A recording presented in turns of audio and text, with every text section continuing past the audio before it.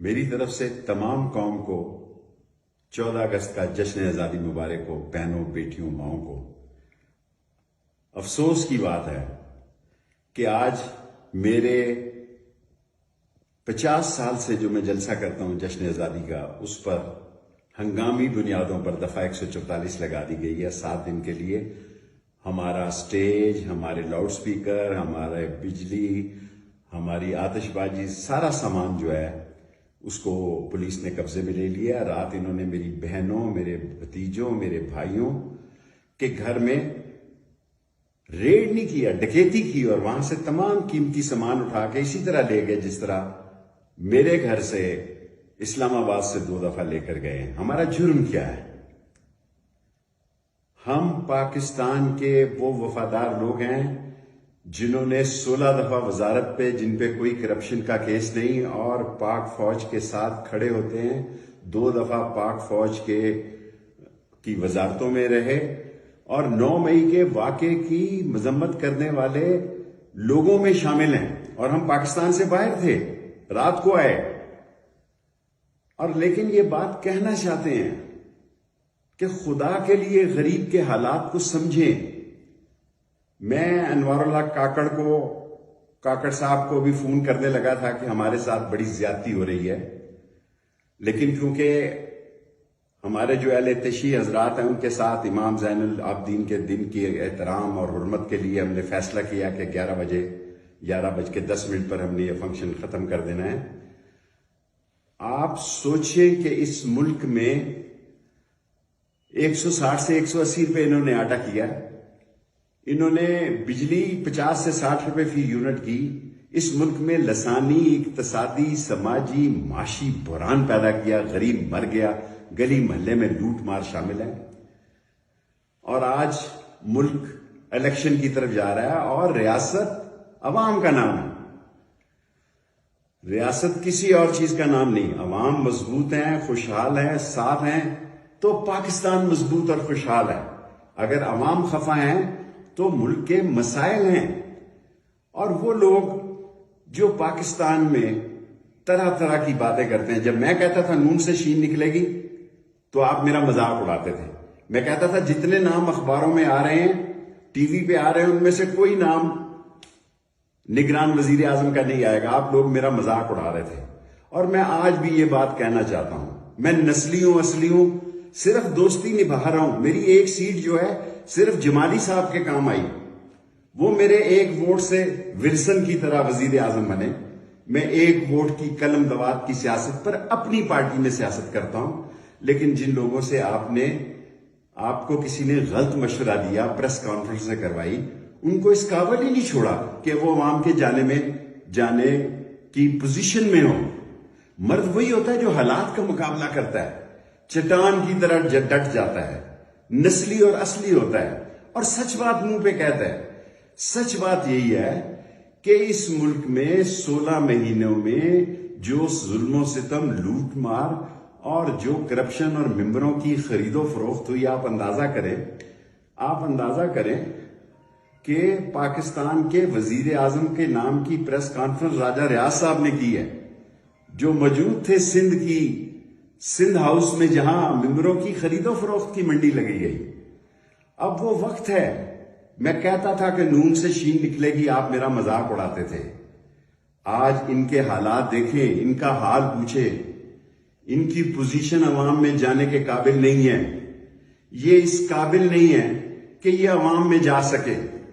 اور ملک کے مسائل اتنے گمبھیر ہیں کہ اگر انہیں حل نہ کیا گیا تو کوئی پارٹی، کوئی سیاستدان اس ملک کے معاشی بحران سے نہیں نکال سکتا اس ملک کو۔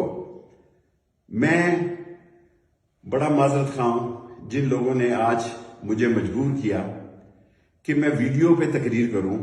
اگر میں اب جاؤں لال حویلی تو میں جا سکتا ہوں، اس میں کیا ہوگا کہ یہاں 9-10 محرم کو پہلے ایک دفعہ بہت بڑا خون خرابہ ہوا تھا، جسے میں نے، لال حویلی نے آگے بڑھ کے جان پہ کھیل کے، کیونکہ میں سمجھتا ہوں کہ ہر شخص کو حق حاصل ہے کہ اپنے عقیدے کا احترام کرے اور دوسرے کے عقیدے کو نہ چھیڑے۔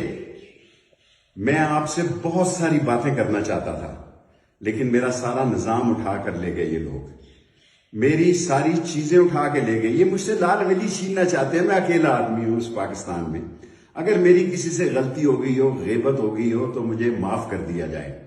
میں اکیلا انسان پاکستان میں اللہ اور اس کے نبی کا جھنڈا بلند کرنے والا آدمی ہوں. میں نے ایوب خان کی جیل دیکھی، اس میں کوئی ظلم و ستم نہیں تھا. پورے 7 بجے ناشتہ ملتا تھا، حالانکہ قلعہ تھا وہ. یحییٰ خان میں میرا کورٹ مارشل ہوا، ہری پور جیل میں میں سکول ٹیچر تھا. ختم نبوت میں 2 دفعہ قید ہوا، 1 سال. ہر جگہ انسانی سلوک کیے گئے. اور یہی نہیں، کلاشنکوف کیس میں مجھے 7 سال سزا دی گئی جو میں نے بھاولپور میں کاٹی.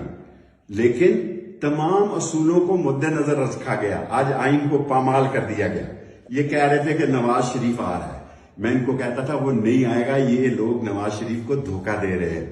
سپریم کورٹ کا فیصلہ آ گیا، ستمبر ستمگر ہوگا.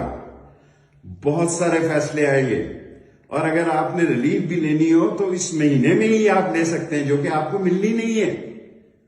آپ اس ملک میں جو آپ نے 13 پارٹیوں کا ایک جمعہ بازار لگایا تھا، ایک جگتو فرنٹ بنایا تھا، اس کا ستیہ ناش ہو گیا.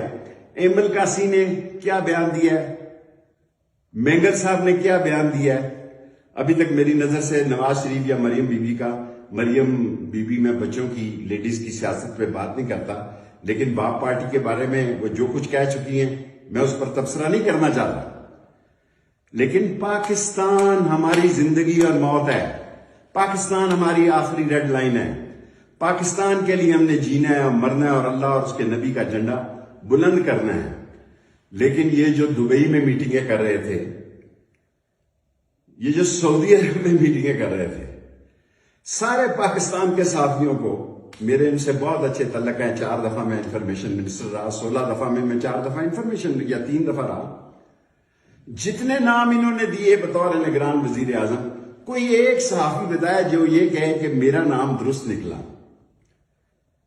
عوام کا فیصلہ جو ہے، عوام کو فیصلے کا حق دیا جائے. ریاست عوام ہے، عوام خوشحال ہوں گے تو پاکستان خوشحال ہوگا، معاشی، سیاسی، اقتصادی ترقی ہوگی. ورنہ آپ اس بحران اور بھونچال میں پھنس جائیں گے کہ پاکستان اور پاکستان کے 24 کروڑ لوگ، اور میں الیکشن کمیشن کو بھی کہنا چاہتا ہوں، اور میں جناب انوار الحق کاکڑ صاحب سے بھی کہنا چاہتا ہوں، آسانی سے 90 دن میں الیکشن ہو جاتے ہیں. مردم شماری کے تحت کرائیں، مردم شماری کے بغیر کرائیں، لیکن الیکشن کرائیں. الیکشن کرائیں گے تو ساری دنیا میں آپ کا وقار بھی بلند ہوگا. IMF کی خیرات اور زکوٰۃ اور جو ہدیہ آپ کو ملنا ہے وہ بھی ملے گا، اور دنیا بھی آپ کی مدد کرے گی. یہ کہا جا رہا ہے کہ ہمارے دوست، ہم جغرافیہ میں اتنی اہم جگہ پہ ہیں کہ چین ہمارا عظیم دوست ہے، سعودی عرب ہمارا بھائی ہے، UAE ہے. ہم ان کی دوستی کو کبھی بھی دھوکہ نہیں دے سکتے. ہم اپنے آپ کو دھوکہ دے رہے ہیں کہ اپنی معیشت کو اپنے پاؤں پہ کھڑا نہیں کر رہے. میں تقریر بہت لمبی کرنا چاہتا تھا، لیکن کیونکہ میرا اہل تشیع سے معاہدہ ہوا ہے کہ ان کے جلوس سے پہلے میں اپنی بات چیت ختم کر دوں گا. اب میں ٹویٹر پر، پہلے میں نے یہ سوشل میڈیا استعمال نہیں کیا. سارے پاکستانیوں کو کہتا ہوں کہ میرے ٹویٹر پر اگر آپ کے پاس وقت ہو تو آئیں. میں ٹویٹر کے ذریعے سیاست کرنا چاہتا ہوں. میں لڑائی جھگڑے کا قائل نہیں، اور میں ایک اہم اعلان کرنا چاہتا ہوں.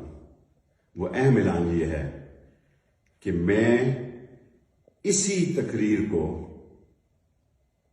تقریر کو فائنل کرتے ہوئے آج کے پروگرام کو امن و امان کے لیے، اسلام کی سربلندی کے لیے، پاکستان کے استحکام کے لیے اور قانون کے احترام کے لیے، میں نہیں چاہتا کہ میرے ورکر دفعہ 144 میں پکڑے جائیں.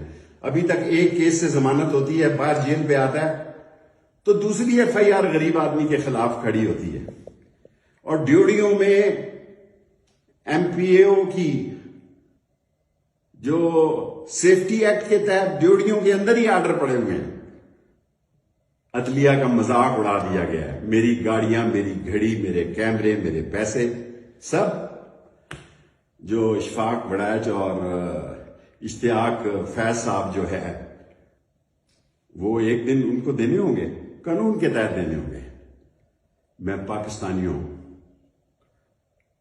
آج میرا دل دکھ رہا ہے، دل خون کے آنسو رو رہا ہے کہ آج ہم جشن آزادی نہیں منا رہے اور اس کو منسوخ کر رہے ہیں۔ ہر آدمی اپنے گلے میں جھانکے کہ ان حالات میں جشن آزادی منانا کتنا ضروری ہے، کیونکہ اس سے پاک فوج کے امیج کو، عزت اور وقار کو، شہیدوں کے عزت اور وقار کو بلندی ملے گی، ملتی ہے۔ اور سارا راولپنڈی اس میں 50 سال سے شامل ہوتا ہے، لیکن میں بھاری دل سے آج کے اس جلسے کو ختم کرنے کا اعلان کرتا ہوں، اور کوئی امن و امان کی خلاف ورزی نہ ہو۔ آپ لوگ سب اپنے گھروں میں جائیں، اگر زندگی رہی تو اگلا سال اس سے بھی زیادہ جوش، ولولہ، تنتنا، دبدبا، ہمہمہ، عزت اور وقار اور جذبہ شہادت سے منائیں گے۔ اگر ہم زندے رہے تو پاکستان کا جھنڈا انشاءاللہ بلند کریں گے۔ اسلام زندہ باد، پاکستان زندہ باد، پاکستان کے عوام زندہ باد۔